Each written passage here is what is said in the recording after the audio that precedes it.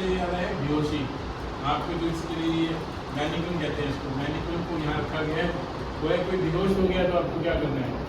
बेहोशी की सबसे बड़ी बात है कि कारण बहुत हैं, हर बार दिल का दौरा ही नहीं पड़ेगा। बड़ी बार बेहोशी छोटी छोटी चीज़ों से हो जाती है, रात को कुछ खाया नहीं बेहोश हो गया, पानी की कमी हो गई बेहोश हो गया। गर्मी आने वाली है, हर साल कितने लोग हमारे पास आते हैं सिर्फ पानी की कमी होती है, पानी चढ़ाते हैं ठीक हो जाते हैं। तो हर बार यही मत सोचो कि दिल का दौरा है, ठीक है। अगर थोड़ा कुछ दूध में है आप उसको पानी पिलाओ, जो सिंपल देसी चीज़ आपने सुना होगा, आपकी साइड पर बताया होगा, पानी पिलाओ, उसको थोड़ा सा चीनी दे दो या कुछ भी मुंह में डाल दो, हो सकता है जान आ जाए। चीनी से बहुत जल्दी आती है शरीर का। तो बड़ी बार कंस्ट्रक्शन साइड पे वर्कर उनको बेचारे खाया नहीं होता या कम खाया होता है, एक्सर्शन ज़्यादा हो गई होती है, बूढ़ा होता है, उन भी हो जाता है।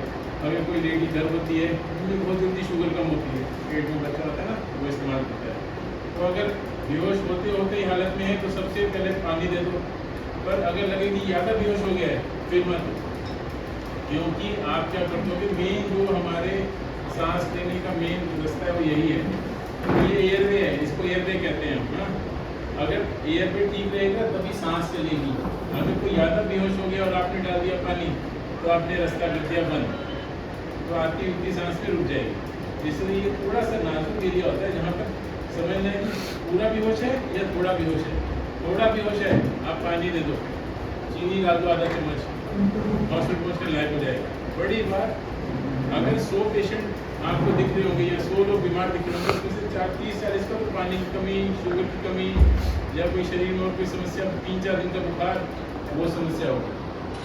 वो ठीक होने पर मेन चीज़ें अगर हम बात करें, जैसे कोई टोटल बेहोश है, आपको उसका एक तरीका होता है चेक करने का, ठीक है। समझो किसी की थोड़ी सी धड़कन चल रही है, ठीक है, और वो शुद्ध हो रहा है, तो आपको चेक करना है। आपको भी बुलाते हैं भैया भैया, तो नहीं सुन रहा होता, तो चेक करना होता है। ये हमारी बहुत अच्छी जगह है जहाँ पर हम चेक कर सकते हैं। अगर हम किसी को ऐसे करते हैं तो आपको चेक कर वाले आपको 3 से 5 सेकंड तक चेक कर सकते हो। 1 2 3, आपने देखा कोई रिस्पांस नहीं है तो मतलब उसमें चांसेस हैं कि वो डीप कोमा में जा रहा है या बेहोशी की सीरियस वाली गति में जा रहा है। उसमें आपको देखना है, आंखें हिल रही हैं, सांस हिल रही है, सांस हिलने में आपको छाती दिखेगी हिलती हुई, ठीक है। आंखें हिल रही है, संभावना है थोड़ी, छाती हिल रही है, थोड़ी संभावना है, नहीं हिल रही है, आप धड़कन चेक करेंगे। धड़कन चेक करने के लिए ये इसे हम एडोमीटर कहते हैं, ठीक है। यहाँ से साइड में आप देखेंगे ग्रूव होता है, देखो ये ग्रूव, यहाँ हमारी धड़कन बड़े आराम से मिलती है। सबसे कमज़ोर भी धड़कन होगी ना तो यहाँ मिल जाएगी, इसको पल्स को अगर मिल गई तो मतलब पेशेंट होश में है, ठीक है। अगर पल्स नहीं मिल रही है तो मतलब पेशेंट सीरियस बेहोशी में चला गया, जान का खतरा है। तो आपको उसको कंप्रेशन देना होता है, जिसे CPR कहते हैं। CPR के बारे में आप लोगों में से किसी ने कुछ सुना है? सुना है CPR यहाँ सिखाया जाता है। CPR में क्या होता है, हमें धड़कन, मतलब अगर धड़कन रुक गई है तो धड़कन को बाहर से कैसे स्टार्ट किया जा सकता है। हमारा जो बॉडी के अंदर क्या चल रहा है, हम सांस खींच रहे हैं, वो सांस इस पाइप के थ्रू लंग्स तक जा रही है और लंग्स से वो दिल ले रहा है, वो दिल उसको हिल कर इस्तेमाल कर रहा है ना। किसी की सांस रुक जाती है तो जान को खतरा हो जाता है ना। तो हवा से ऑक्सीजन जा रही है, पाइप की नलियों से फेफड़ों में जा रही है, फेफड़ों से दिल में जा रही है। किसी भी वजह से अगर ये रास्ते में कहीं प्रॉब्लम आए तो जान का खतरा होगा, ठीक है।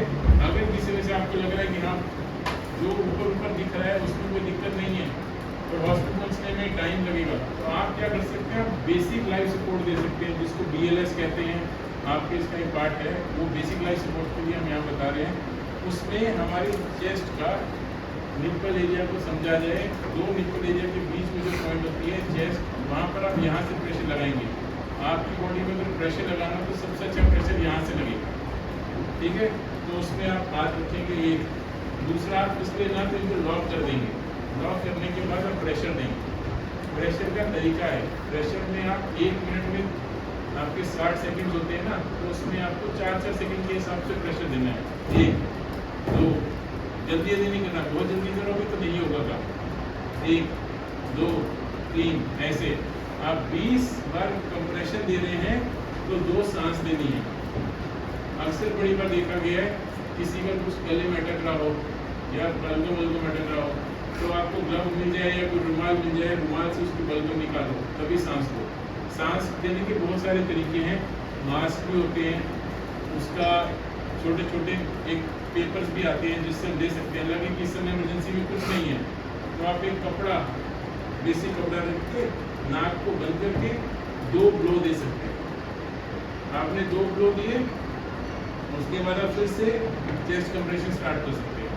CPR जो बेसिक लाइफ सपोर्ट है उसमें यही है कि आप चेस्ट कंप्रेशन दीजिए, सांस दीजिए और एडवांस लाइफ सपोर्ट मतलब हॉस्पिटल पहुंचिए। ये बेसिक लाइफ सपोर्ट में अगर टाइमली मिल जाए, मतलब बेहोशी के 10 मिनट में ही मिल जाए तो 70 से 80% की जान बच जाती है। ये छोटी सी नाजुक पीरियड होता है 10 मिनट का, अगर उसमें हम हड़बड़ी में दूसरी चीज़ों पर ध्यान टाइम वेस्ट ना करके अगर इस पर दें तो बड़ी बार चेस्ट कंप्रेशन से जान बचने की अच्छी संभावना होती है। ठीक है, अब इसमें होता क्या है, आप जब चेस्ट कंप्रेशन कर रहे हैं तो ऑक्सीजन कैसे पहुंच रहा है फेफड़ों तक? आप जब दिल रुक जाता है तो खून की नलियों में भी कुछ नहीं होता, रुक जाती है, तो आपके कंप्रेशन करने से वो प्रेशर मूव करना स्टार्ट हो जाता है। आप जो 30-40 सेकंड के बाद जो 2 ऑक्सीजन देते हैं वो ऑक्सीजनेटेड और ब्लड पहुँचता है, जिससे ब्रेन की संभावना हो जाती है वापस रीस्टार्ट होने की। अक्सर हल्की दिल की जो समस्याएं होती हैं, सीरियस अटैक की बात नहीं कर रहा हूँ, हल्के अटैक चेस्ट कंप्रेशन से रीस्टार्ट हो जाती है। इसलिए एक तरीके से रीबूट सिस्टम होता है, जैसे हमारे कंप्यूटर में रीबूट सिस्टम होता है वैसे ही काम करता है। ठीक है, आप में से किसी ने कोई चेस्ट कंप्रेशन से ऐसा कुछ देखा है? हाँ जी,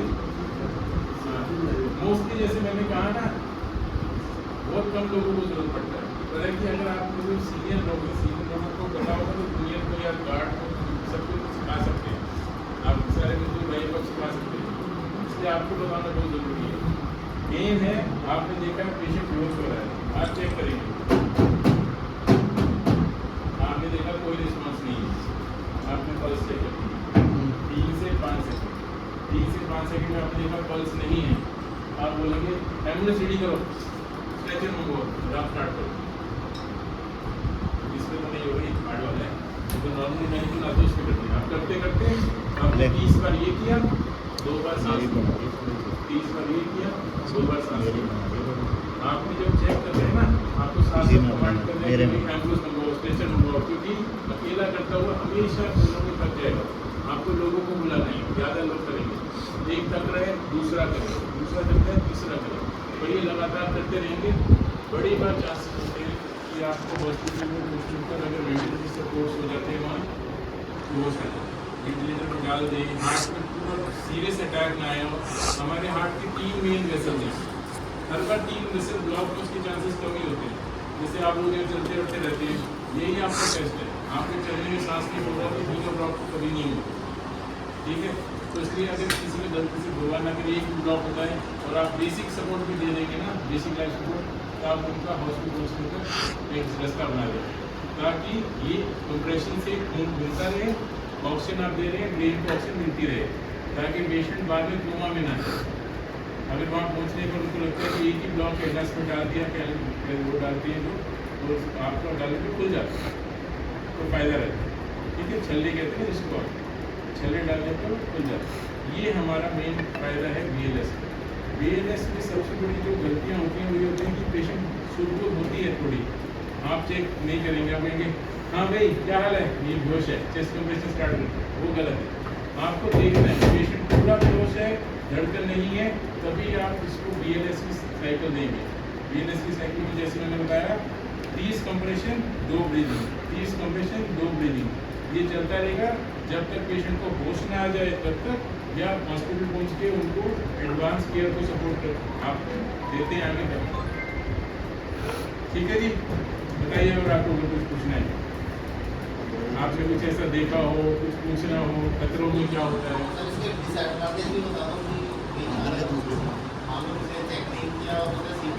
पेशेंट होश में आ जाएगा ना,